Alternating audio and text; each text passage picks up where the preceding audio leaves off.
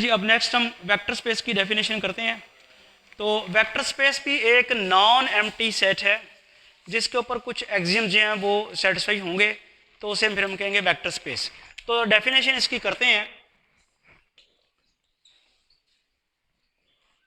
A non-empty set V is said to be a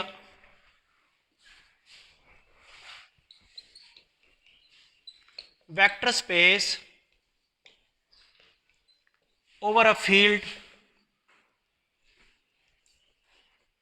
F if for U, V, W belong to capital V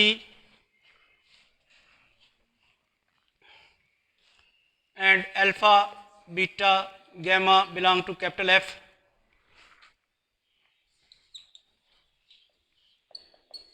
Following axioms are satisfied. इनमें जो पहले पांच हैं वो है वो पांच को मिला लिया तो अबेलियन ग्रुप अंडर एडिशन बनता है। वो मैं जल्दी से लिख दूं कि वो क्या है। U plus v belong to V for all U V belong to V, यानी कैपिटल V के कोई भी दो एलिमेंट्स ले लीजिए, उनको ऐड करें तो वो कैपिटल V का ही एलिमेंट होना चाहिए। इसे हम क्लोजर लॉ भी कहते हैं। Number 2, U plus V plus W is equal to U plus V plus W, ये फिर वही फील्ड का एक्सियम है, associative law under addition. Number 3, identity law under addition, 0 belong to V such that 0 plus V is equal to V plus 0 is equal to V for all V belong to V। या इसको ज़रा थोड़ा आप U कर लें, 0 plus U is equal to U plus 0 is equal to U for all U belong to V, capital V। और fourth जो है इसका, ये हमारे पास आइडेंटिटी लॉ है, और फोर्थ जो एक्सियम था वो इन्वर्स लॉ है, minus U belong to V for all U belong to V। Capital V का जब भी कोई एलिमेंट लें तो उसकी इन्वर्स उसके अंदर होनी चाहिए। नंबर 5 जो एक्सियम है वो कम्यूटेटिव लॉ है, U plus V is equal to V plus U for all U V belong to capital V। तो अब अगर गौर करें तो ये वही एक्सियम्स हैं जो हमने फील्ड के किए। तो आप ये 5 एक्सियम अगर नहीं लिखना चाहते तो इन पांचों की जगह लिख सकते हैं abelian group under addition. V is abelian group under addition.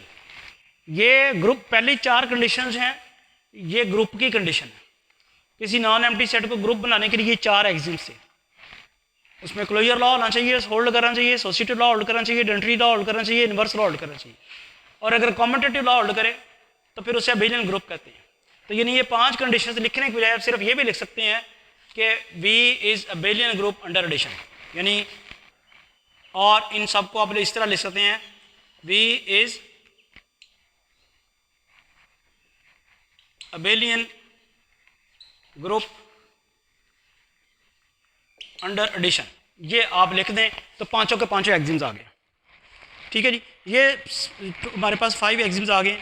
Next 6th axiom जो है वो ये है अल्फा इंटू के U V जो है U V W वगैरह जो हैं वो तो कैपिटल V के एलिमेंट्स हैं, और अल्फा बीटा गैमा जो हैं वो किसके हैं, फील्ड के, जिसके ऊपर वेक्टर स्पेस आप बना रहे हैं। नेक्स्ट 7th एक्सियम जो इसका बनेगा वो आपके पास बनता है alpha plus beta into U is equal to alpha U plus beta U। ये आपके पास इसका 7th एक्सियम बनता है। 8th एक्सियम में आपके पास जो है मल्टीप्लिकेशन आएगी इसकी अंडर। 8th एक्सियम है alpha into beta U is equal to alpha beta into U, और फाइनल एक्सियम इसका है 1 into U is equal to U। तो क्विकली ये 5 axiom abelian group under addition एक ऐसा सेट नॉन एम्प्टी सेट भी जो ये वाले 5 एक्सियम सेटिस्फाई कर रहा है बिलियन ग्रुप अंडर एडिशन है। और ये कंडीशंस हैं कि जब हम फील्ड का एलिमेंट मल्टीप्लाई करें लेफ़्ट साइड से तो वो डिस्ट्रीब्यूट हो कर देता है, इसको alpha you plus alpha W बना देता है। इसी तरह फील्ड का एलिमेंट आप लेफ़्ट साइड से मल्टीप्लाई करा रहे हैं अल्फ़ा प्लस बीटा, अल्फ़ा और बीटा, और अल्फ़ा भी फील्ड का एलिमेंट है, बीटा भी फील्ड का एलिमेंट है, तो वो इस तरह से आप alpha you plus beta you कर देगा। ये अल्फ़ा इंटू बीटा यू है, अल्फ़ा बीटा यू बन जाएगा और 1 यू से मल्टीप्लाई होगा। 1 field, keep in mind 1 field का एलिमेंट है, यू को मल्टीप्लाई होगा तो ये उसको यू ही रहने देगा। 1 वैसे वेक्टर स्पेस जो है उसका भी एलिमेंट है। तो ये कंडीशन सेटिस्फाई आप अगर कर लें तो ये भी जो है ये वेक्टर स्पेस बन जाती है। इस तरह से ये सारी की सारी कंडीशंस। अब बड़ा मुश्किल सवाल आ जाता है कि जी ये अब किस तरह याद रखना है। मैंने आपको स्ट्रेटजी फील्ड के लेक्चर में बताई है कि आप पहले एक्सियम जो हैं एडिशन के याद रखें, उसके बाद फिर मल्टीप्लिकेशन के भी आपको याद हो जाएंगे और उसके साथ डिस्ट्रीब्यूटिव लॉज और ये करके। अब बेसिकली हमें इस प्रोसेस से शायद ना गुजरा करें, ज़रूरी नहीं है कि हमें वेक्टर स्पेस ही प्रूव करना हुआ करेगा। वेक्टर स्पेस की डेफिनेशन हमारे जहन में होगी कि ये वेक्टर स्पेस है, ये सेट, इस सेट के एलिमेंट्स जो हैं ये काम करते हैं। उसके बाद अगली जो चीज़ें आएंगी प्रूव करने के लिए वो डेफिनेटली उन चीज़ों को उनकी अपनी डेफिनेशंस होंगी और उनको कॉन्सेंट्रेट किया जाएगा उनकी डेफिनेशंस को। अलबत्ता अगर किसी चीज़ को आपने वेक्टर स्पेस साबित करना है तो फिर ये सारे कंडीशंस आपको सेटिस्फाई करनी होगी। मिसाल के तौर पे एक बड़ा सवाल पूछा जाता है कि सेट ऑफ रैशनल नंबर जो है क्या वो वेक्टर स्पेस है। अब मैं क्विकली वो उसकी तरफ रोशनी डालता हूँ। सेट ऑफ रैशनल नंबर्स क्या होता है? Q, set of rational numbers. इसमें नंबर्स किस फॉर्म के होते हैं याद है? क्यू के। क्यू में P over Q such that P and Q belong to Z and Q is not equal to 0। ये होते हैं सेट ऑफ, ये रैशनल नंबर्स होते हैं। अब वो कह रहा है कि ये जो सेट है क्या ये वेक्टर स्पेस है? आप अगर वेक्टर स्पेसेस को साबित करना चाहेंगे तो आप क्विकली ये सारे एक्सियम प्रूव करना चाहेंगे। यानी अगर मैं 2 रैशनल नंबर्स लूँ तो क्या उनका सम रैशनल नंबर नहीं होगा? मतलब अगर मैं पहला एक्सियम साबित करना चाहता हूँ, मैं फ़र्ज़ करें 2 एलिमेंट्स लेता हूँ, x और y लेता हूँ रैशनल नंबर्स, तो डेफिनेटली x और y किस फॉर्म के होंगे? p और q की फॉर्म के होंगे।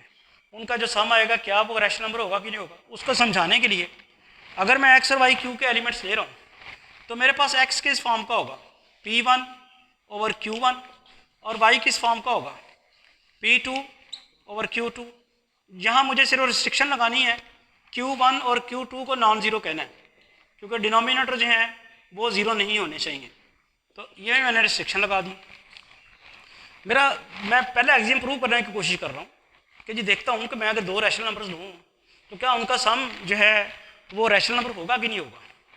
तो उसके लिए क्विकली जब मैंने कहा कि एक्स जो 2 एलिमेंट्स होंगे रैशनल नंबर वो इस फॉर्म के ही होंगे, जरी बात है रैशनल नंबर की डेफिनेशन है। तो जब मैं x प्लस वाई करता हूँ तो मेरे पास क्या आता है? p1 over q1 plus p2 over q2। इनका एलसीएम ले लें आप, p1 q1 plus p2 q1, नहीं p1 q2 आएगा ना LCM, p1 q2 plus p2 q1 divided by q1 q2। ठीक होगी बात? अब ये रैशनल नंबर हो जाएगा क्योंकि p1 इंटीजर था, q2 भी इंटीजर है, इनकी प्रोडक्ट इंटीजर होगी, इनकी प्रोडक्ट इंटीजर होगी, दोनों का सम भी इंटीजर होगा।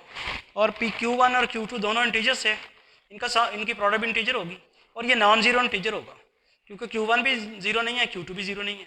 तो ये इंटीजर और इंटीजर फॉर्म आ गई ना, तो ये फिर रैशनल नंबर की फॉर्म आ गई है। अगर ये रैशनल नंबर की फॉर्म आ गई है तो ये q को बिलोंग कर गया। तो हमने बड़ी आसानी से ये साबित कर लिया कि जब भी मैं 2 रैशनल नंबर्स लेता हूँ x और y तो मुझे उसका सम जो है इमीडिएटली बता देता है कि वो भी रैशनल नंबर है। ये भी लॉ जो है लाजमी होल्ड कर जाएगा। तीसरी कंडीशन जो है देखना है कि क्या 0 क्यू में शामिल है। 0 क्यू में शामिल होने कब होगा? अगर 0 रैशनल नंबर है तो क्यू में शामिल है, तो डेफिनेटली 0 रैशनल नंबर ही तो है। 0 को आप लिख नहीं सकते 0 is equal to 0 over 1, 0 integer है डिवाइडेड बाई 1, यानी आप यहाँ लिखेंगे 0 इज इक्वल टू 0 ओवर 1 और वो रैशनल नंबर हो गया। नेक्स्ट जो करना प्रूफ हमने कि कोई भी एलिमेंट लिया जाए, तो कोई भी रैशनल नंबर लिया जाए तो क्या उसका नेगेटिव रैशनल नंबर होगा? तो भाई अगर आप लेते हैं x बिलोंग टू q लेते हैं, तो क्यों नहीं माइनस एक्स भी तो q को बिलोंग करेगा ना। तो फिर वो भी, ये भी कंडीशन प्रूव होगी है हमारे पास, ये वाली। नेक्स्ट फाइनल रह गया, जो बिलियन ग्रुप का फाइनल एग्जिम क्या रह गया, कॉम्यूटेटिव लॉ अंडर एडिशन। तो आप देखें x प्लस वाई जब भी आप करेंगे वो y प्लस एक्स के बराबर ही होगा for all x y belong to q। यानी दो रैशनल नंबर्स को ऐड जब करें तो ऑर्डर इंपॉर्टेंट नहीं है, तो ये प्रूव हो गया। इसी तरह ये भी सारे एग्जाम जो है प्रूव होते हैं कि रैशनल नंबर का सेट जो है वो ये सारी की सारी कंडीशन जो है सेटिस्फाई करता है। तो रैशनल नंबर का सेट जो है that is a vector space over itself rational numbers, set of all rational numbers. तो हमने आज जो डेफिनेशन पढ़ी है वेक्टर स्पेस की, और उससे लेके रैशनल नंबर के सेट को वेक्टर स्पेस साबित किया है। तो होपफुली आपको ये क्लियर होगी। सिर्फ एक आपसे रिक्वेस्ट है कि रिवाइज ज़रूर किया करें, एक दफ़ा जाकर रिवाइज करें, और उसमें अगर कोई प्रॉब्लम है तो वो आप फिर मुझसे पूछ भी सकते हैं। Thank you.